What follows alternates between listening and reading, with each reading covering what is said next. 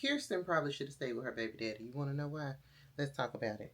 So Kirsten lets the kids know that Brady is about to get out, and well, he'll be getting out soon. She tells us that she has no doubt that he'll be able to lead this family. And I'm like, girl, he led himself to jail. So I don't know how you came to that conclusion, but we're gonna let you have it. Her mom comes over and she got some questions, honey, and I got some questions too. I'm looking down because my notes are down. I'm trying to be professional. Mom wants to know how much all of this is gonna cost her, and to get him situated. And she says that it's gonna cost pretty much her entire savings of a whopping $1,000, and she'll sleep in a car if she has to. Now, Kirsten. Now, the reason I say she should have stayed with the baby's father is because that man showed up to her home at 5:30 a.m. to pick up his children so that she could go pick up another man from prison. And he got her a rental car, which he parked outside her house the night before because her car was in no condition to make that trip. So she tells us that she has to, or she might have been talking to her mom. She's talking. No, she tells us that she has to drive 8 hours to the prison to pick him up. Then she has to drive him 9 hours to Wichita to the halfway house. And then she has to drive herself 6 hours back to where she lives. And she was cool with that. 23 hours of driving. She had no problem with it. But it seems like she just want to get down there, get a little piece, and get pregnant. Because she makes it clear she's not on any birth control, and she didn't bring any condoms. The fact that she said it lets us know that she's planning something ridiculous. So he calls her while she's on this long road trip, and he says, hey, I got bad news. Bad news is they want me to be at the halfway house at 4 instead of 6:30. Now all of a sudden she's overwhelmed. So the thought of 23 hours of driving didn't overwhelm you. But the fact that you might not be able to get you a little piece, now you overwhelmed. Girl. Moving on to Felicia and Rich. So Felicia's parents, last episode I said they looked like addicts. Baby, that was stress. I'm going to tell you why. Because I always got to tell you why. Her parents weren't able to visit her the entire 9 years that she was locked up. Now, she said it was because they had warrants. And if they had just had warrants, that would be even more stressful. Because now you're dutching and dodging the law. And trying to keep up with your daughter. But I think she meant that because they did time before. And I had a brother who was in prison. And I know they had to do like some kind of background check before we could get on his visitors list. So maybe that's what she was talking about. They'd done time before, so they couldn't get on the visitation list. I'm hoping that's what she meant. But just the stress of not being able to see your child for 9 years, I understand. After greeting her family or whatever, she finally makes her way over to Rich. She gives him a hug, and then he just starts groping her like her parents aren't standing there. It was borderline disrespectful. I mean, I understand you haven't seen her, but you've never seen her. So it's not like, I don't know. It was a lot. It was a lot. Let me know in the comments if y'all think that was a bit much for the parents being around. They're not married. Felicia and Rich aren't married. And even if they were, like, don't do that in front of my dad. Please. Thank you.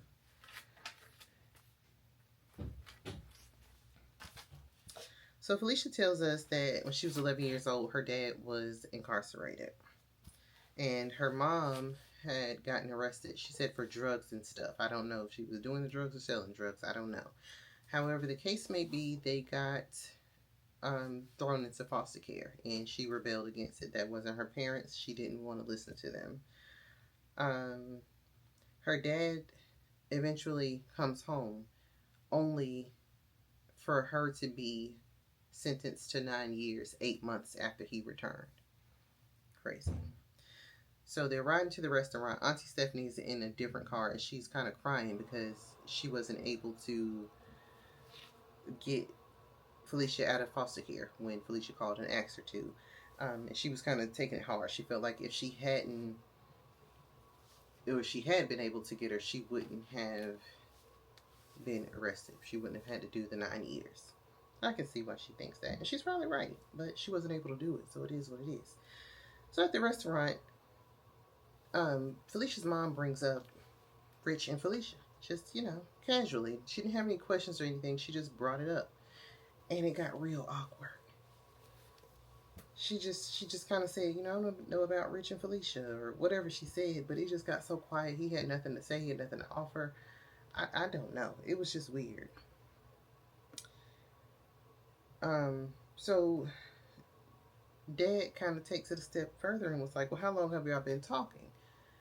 And it was quiet again. I'm like, do y'all not know? Is this just for the show? Like, did y'all not do a backstory? Like, what is going on? So I guess Felicia felt the awkwardness. And she's like, we've been talking for a minute. And then Rich finally finds his words and he says, yeah, because I was married at first.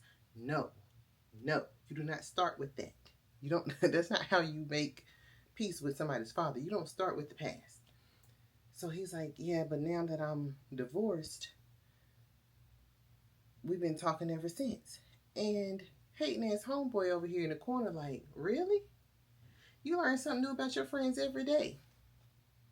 What you learn new? Did you learn that he was married, that he was divorced, or that they've been talking since he was divorced? Like, what was the new information? Because he brought you over here for comfort, so I'm thinking you know something. Of course, Felicia caught that. And her cousin, they go to the side, and she asked her cousin, like, because what did he mean? Like, what are you talking about? Like, are you not divorced? Whatever. But she said she was going to keep it cute. She wasn't going to address it because her family was there. She just got out. Now it wasn't the time. She is more mature. The dinner's coming to an end. She wants to go change her clothes. She's ready to get out her little prison fit. She goes from one prison fit to a different color prison fit, but it looked cute on her. She was kind of self-conscious about her weight. But Felicia, you look good, baby. You look fine. So mom's like, I got you something, and she gives her a cell phone. And I was thinking about that, but she gives her a cell phone, and Rich tells us, he didn't tell her nothing. He tells us he didn't bring her anything because, he didn't want to get caught up in the buying of the gifts. Girl, run, girl. Kaylee and Michael. So Kaylee goes to pick Michael up from this halfway house on a day pass, and she wants to take him to her house to show, how they live, where they live, what it looks like, whatever. She lets us know that she is afraid to tell him that she has torn up his little credit and she ain't got no money.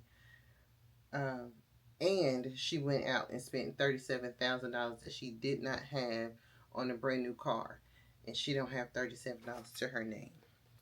She said she didn't tell him about none of it because she thought she would have all this taken care of by the time he got home. Girl, you didn't think that. You have a problem. You have an addiction. As soon as they pull off from the halfway house, his ankle monitor start going off, and I get anxiety for him because I would have been like, turn me around. We're not taking that chance. It's a false alarm. So she takes him to the house. She tries to give him a little house tour. He don't want to know about nothing but a bedroom. He want to see that tattoo that she's been talking about. He closes the door on us, and we don't get to see anything further. Not that we wanted to.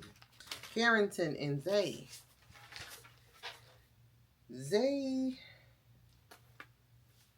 he has the three sisters. They invited his ex, McKenna, over to pretty much be messy. Just let's call a spade a spade. They invited her over there to be messy. So apparently McKenna and Zay were together before he got locked up. I guess a little bit while he was locked up. She's not telling us what happened, but she's over there asking the sisters when he gets out. And I'm like, well, honey, if he didn't tell you when he gets out, ... That's not yours.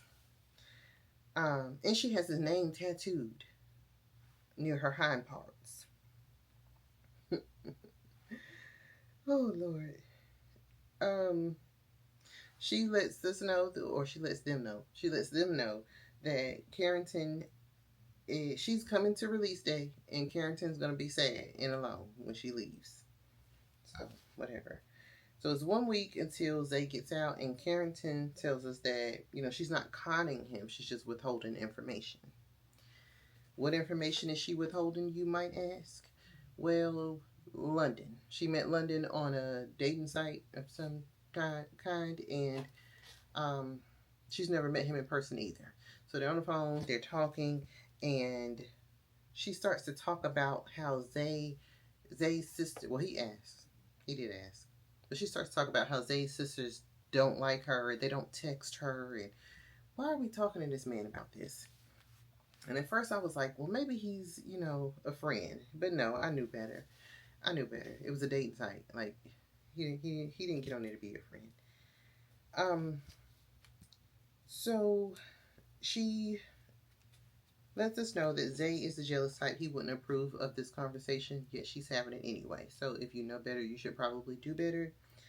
And then London goes on to say, I want you for myself.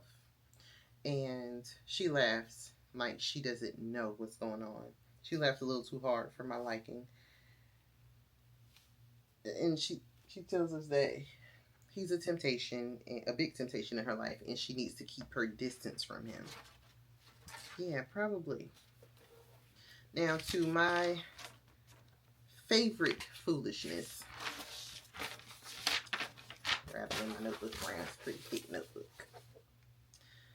Goddess is at home trying to find an outfit to wear to go see her man. Her man is coming home. She want to look good, but she don't want to do too much. She's pulling everything out of her closet, trying to, figure out how she gonna put it together. Meanwhile, his mama is over at Benita's house lying. Her and them finger waves lying. Then she tried to dress it up. Like, yeah, I'm just, I don't agree with it, but I'm just going along and I'm just doing. No, you're an accessory. You're an accessory. You taught him this. Because you should have said no. I would have said no. No. You made your bed, you're going to sleep in it. You're going to sleep without me because I'm not getting into it. You can lie all you want. They better not ask me. I'm telling. And you're going to deal with it. So Damon calls while she was with her boyfriend too. Mom was with her boyfriend. So Damon calls while they're all at Benita's house. And they all just on this phone line for Benita's sake. Goddess is talking about, making lamb chops and macaroni and shit. And her homegirl, I don't know how they got on the subject, but the homegirl was like, yeah, you're going to have to get his location. And she was like, why would I need that if we trust each other, girl? Girl, you got 2 kids. You know why you need that. Benita, it's a different scene. Benita's outside. She's smoking a blunt, and she's just thinking, and she feeling like everything will be okay, but she feels weird that she feels like everything's going to work out. That is your intuition. I'm putting a name to it for you. That's your intuition. Listen to it, because it's usually right.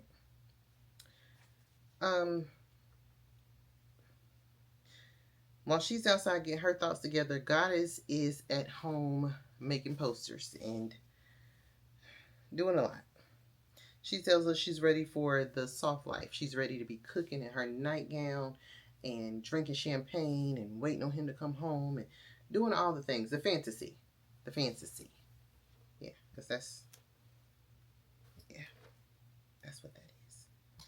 Moo or Damon lets us know that he's anxious and he's excited. He's ready to see his kids. He calls Gigi while she's on Goddess while she's on her way to pick him up, and she's like, he's like, they said I'm not gonna be there till 3, so I don't know if 3 is later than expected or earlier because Goddess is late. She's trying to get there. She's driving. He out on the streets already. He's looking for, I don't know how long he had been out there. They didn't give us any timestamps or whatever, but he said out of his mouth, I'm giving her a chance, but if she don't hurry up, ain't no telling who I might call. These men folk be playing. So Goddess finally makes it, and they're hugging and caressing and kissing. And right when they're about to get in the car, somebody or something surprises them. And then it went off.